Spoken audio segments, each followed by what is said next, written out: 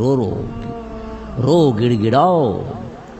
رونا اللہ کی بہت بڑی نعمت ہے. رونا نہ آئے تو ڈر جاؤ کہ کہیں اللہ نے دھتکار تو نہیں دیا, لعنت تو نہیں کر دی, کہ اللہ کے ڈر سے خوف نہیں آ رہا, رونا نہیں آ رہا. رونا تو اللہ والوں کا کام ہے نا جی.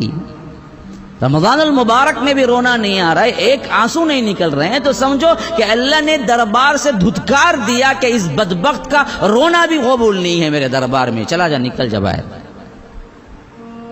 رونا بہت بڑی نعمت. سورہ مریم میں 11 انبیاء کرام کے نام لے کے اللہ نے کہا کہ خروا سجدا و بکیا, روتے ہوئے یہ سجدے میں گر پڑتے تھے.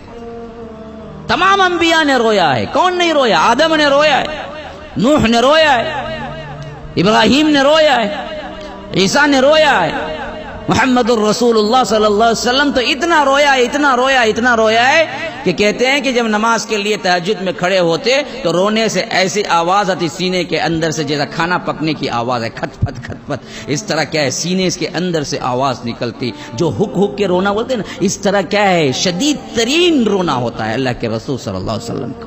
حالانکہ کیا ہے لیغفر لک اللہ ما تقدم من ذنبک وما تأخر علیہ, اگلے پچھلے سب گناہ معاف ہیں تو پھر کئی کا رونا.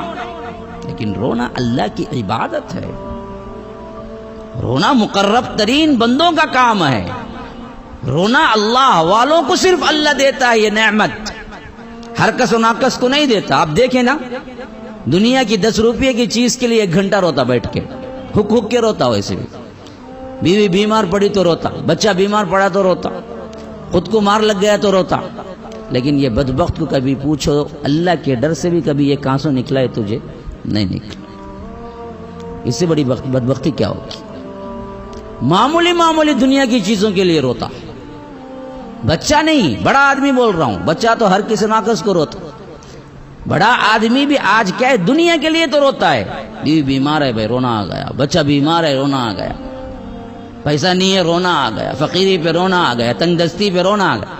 لیکن کبھی ہم اپنے آپ پہ غور کر کے دیکھیں کہ تم خاموش بیٹھے تھے, اللہ کی نعمتوں کو یاد کیا, اللہ کا ڈر خوف طاری ہوا اور تمہارے آنکھوں سے آنسو نکل گئے. ایسا کتنے بار ہوا ہے؟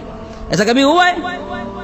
ہوا ہے تو اللہ کے خوش قسمت ترین بندے ہیں, اللہ کے بہت محبوب بندے ہیں. نہ ہوا ہے تو یاد رکھو اس سے بڑی بدبختی کو. اسی لیے فضیلت کے اعتبار سے اللہ تبارک و تعالی نے اپنے حبیب کے ذریعے ہمیں بتایا کہ اگر اس طرح کا رونے والا کوئی ہے خالص اللہ کے ڈر سے, اسے اللہ تعالی روز محشر قیامت کے دن جب کہ کوئی سایہ نہیں ہوگا, عرش کے سائے میں جگہ ملے گی.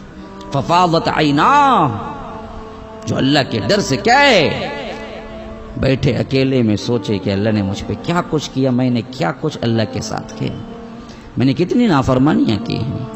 بس یہ سوچ نہ ہو اور اس کے آنکھوں سے آنسو نکل رہے ہو. ایسا ہو گیا تو اللہ کہتا ہے ہم اسے عرش کے سائے میں جگہ دیں گے.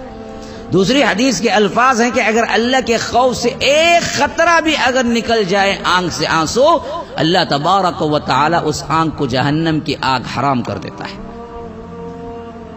وہ جہنم میں نہیں جا سکتا جس نے اللہ کے ڈر سے رویا ہو.